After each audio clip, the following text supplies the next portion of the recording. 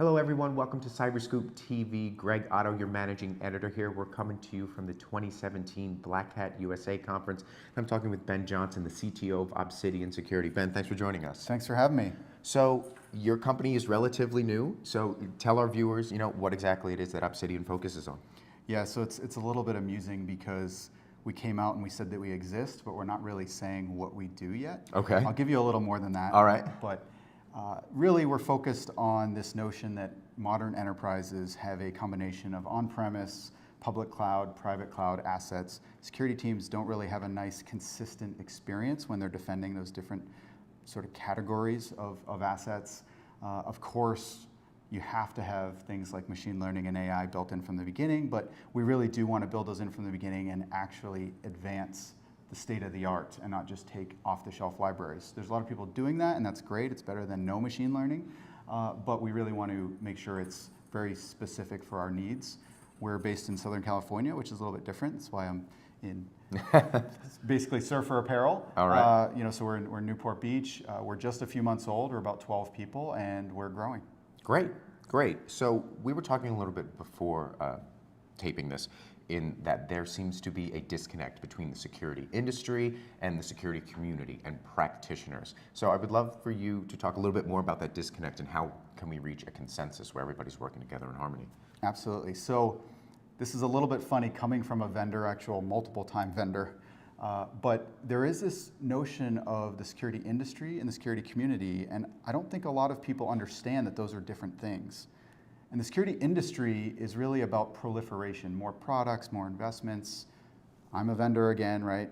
So, but it's about more and more solutions, more and more approaches, whereas the security community, the people in the trenches fighting the fight, they want consolidation. They want fewer tools. They want consistency. They want something that is all integrated, all encompassing, single pane of glass. And I know I'm throwing around a lot of buzzwords. We have to in our field, right? But there's challenges there, and I think for vendors, especially the earlier ones who are maybe struggling to get customers, you have to make sure you're not just a feature. If you are just a feature, you're really focused on licensing or integration with the bigger boys. But regardless of that, you really need to understand what is incentivizing the security team. So for example, I talked to other startups who maybe it's first-time entrepreneurs. Okay. Great. But they're focused more on the pricing aspect. And what you have to realize is the defenders or the IT people or whatever, there's all these levels of friction. Just getting a POC going to test out new technology is a lot of work. There's legal, red lines and documents. There's deployment. There's actual, training and configuration. There's maintenance. So there's so many places where there's friction.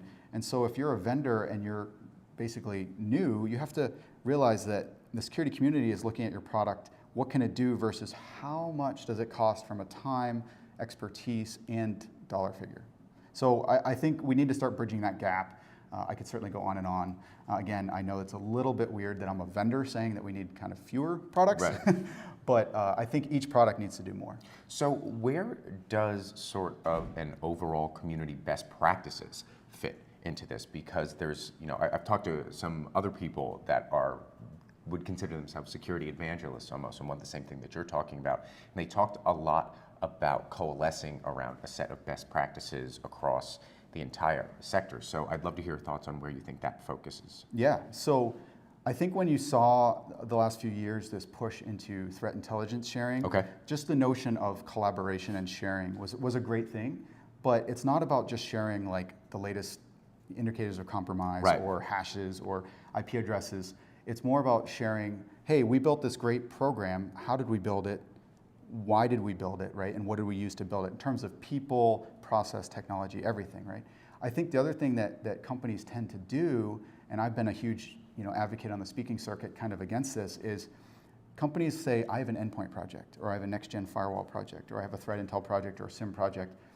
Really, if you can step back and look at your capabilities, can you do incident response? Can you do remediation? Can you do detection? Of course, can you just block and prevent as much as you can? But you start looking at your team and what can your team accomplish across, basically the network stack, the endpoint stack, the apps, that kind of thing. I think when you start to take a better look of the basically your security stack and your people from that viewpoint versus market categories, those are the companies that are actually building strong security programs and at least, I don't mean to be a pessimist, but at least have a shot at Okay. defending their environment. Okay, let's talk about threat intelligence once it's inside an enterprise.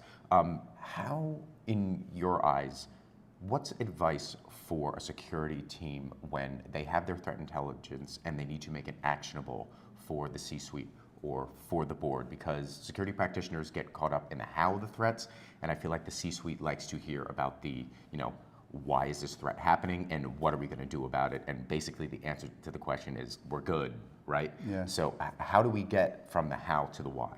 Yeah, so I think threat intel in general has a lot of challenges. Okay.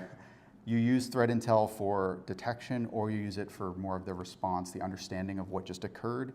Does this show up on other threat feeds, et cetera? So we could go into that, but there's challenges there. And then when you start to translate what happened to the board or the C-suite, I think the first question is always like, was it targeted, or was this more of just an opportunistic attack that hit everybody? So from there, you can start to understand intent.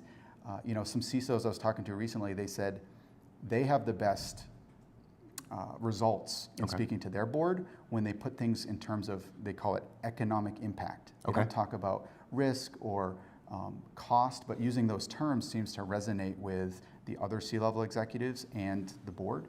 But I think a lot of it is around context, like what do you understand, what's really at risk? And a lot of times the security teams don't understand their own surface area. I mean, you see this with AWS misconfigurations leaking millions of records and things. Okay. So people don't really realize where their data is. So anyways, coming back to your question, just making sure you really boil it down to the simplest things, like is it targeted, was it not targeted, how do we defend against this in the future, what do we need to do, are we prepared? So start at the very simple stuff and then work your way to the details, and most of the C-level or board will never get to the details, but don't start at the details. Great. Ben, appreciate your insight. Thanks for joining us. Thanks. For more of our videos, check out our YouTube channel. And for more on Black Hat and all things cybersecurity, check out cyberscoop.com. I'm Greg Otto. Thanks for watching.